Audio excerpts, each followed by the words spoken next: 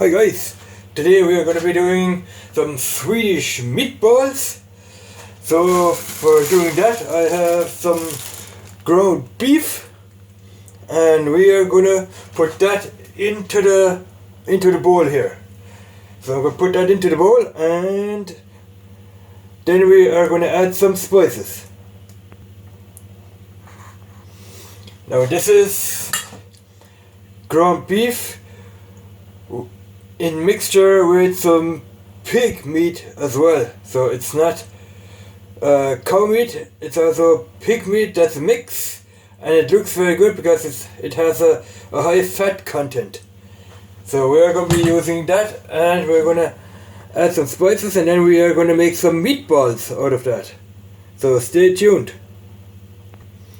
So now we are going to add some spices. We're going to add this is garlic, one of our SPG. We're going to add some salt and pepper too. So let's add the garlic.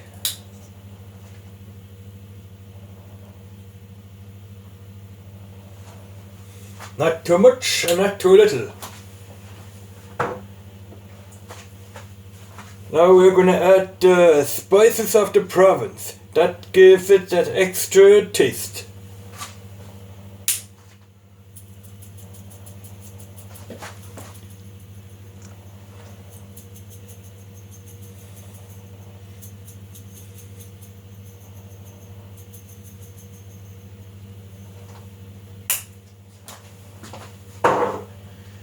We're going to add some pepper, some black pepper here.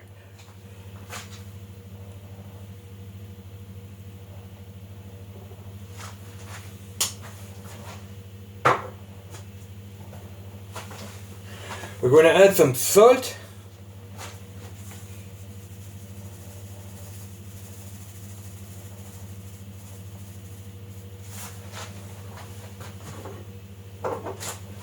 We're going to add some paprika.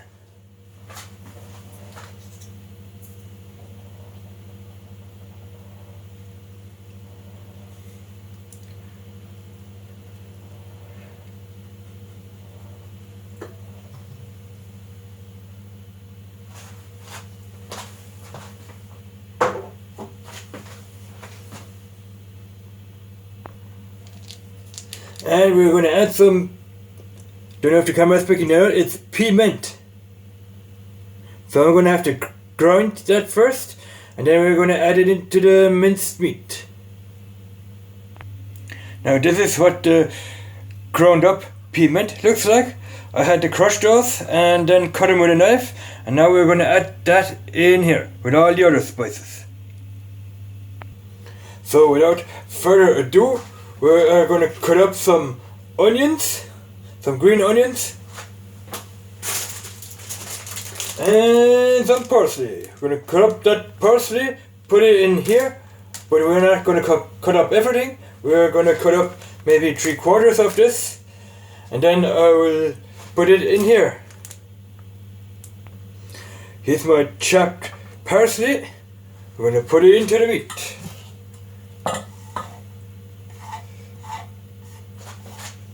So we have all types of spices in the meat that will taste awesome. And now we are going to chop up some green onions and we are going to bake them here in the pan. Yeah. So now let's get all the pan hot, because we are going to have to bake these chopped onions in the pan here to get them all nice and soft, because we don't want those hard onions in our meat. So let's get the pan hot and I will put the camera over the pan and we are going to get those onions all baked. You can see the pan is on. Put the pan over it and we'll be back. I'm using fresh olive oil to bake everything because this is the best olive oil you can get. You can also get canola oil, but canola oil that burns too quickly at a high temperature, so I'm sticking with olive oil because olive oil doesn't burn at a high temperature and it's better and has a better taste to it. So now I've added the onions. We get a magic spatula and we're gonna mix those here in the pan to get them all nice and soft, and we'll be adding those to the meat, to the ground beef, with all the other spices.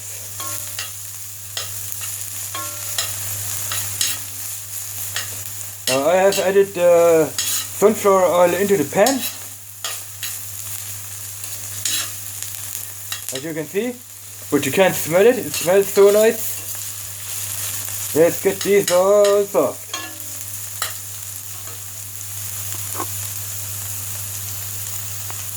So we are not going to be cleaning our pan because this pan has the taste of the onions in it already. We are going to be using the pan the way it is. I'm going to add some more sunflower oil and we are going to be baking those meatballs here in here with all the taste. So we are going to be mixing this up. I'm going to be adding 2 more eggs in here and some bread crumbs. Yeah. So we're going to be adding 2 eggs to the minced meat. As you can see, I have added the eggs. And we are going to be using some breadcrumbs should that minced meat mixture be too soft. So you can add, for your experience, some of this breadcrumbs. So I'll be mixing this with my hands because you can't mix this with a fork. So let's get mixing. I'll be using one hand and let's see what it looks like when it's all mixed up. And by the way, why you put eggs in here is for the binding. The egg binds the meat together and it doesn't fall apart when you're baking that in the pan. Just another piece of advice, because I'm the pit master. Yeah. So by the looks of it, this is what it looks like. I'm gonna have to add some breadcrumbs because this is way too soft. So let's add in some breadcrumbs to make it a little bit harder. Don't be adding too much at a time. So let's mix it again. So this looks about firm enough. I'm not going to be adding in any more breadcrumbs because this is firm. And out of this we are going to be forming some meatballs. So, and when those meatballs are done, we're going to bake them in the pan. So I hope you have liked this video because this is the end of part 1. This is going to be a 3-part video. So this is going to have to set at least half an hour before I can use it. So the pit master is going to leave here and we'll be back later on today to bake those meatballs. I will be making those meatballs without the camera, but once they are done, I'm gonna show you what those meatballs look like. So have a nice day and enjoy the rest of your weekend, and bye bye.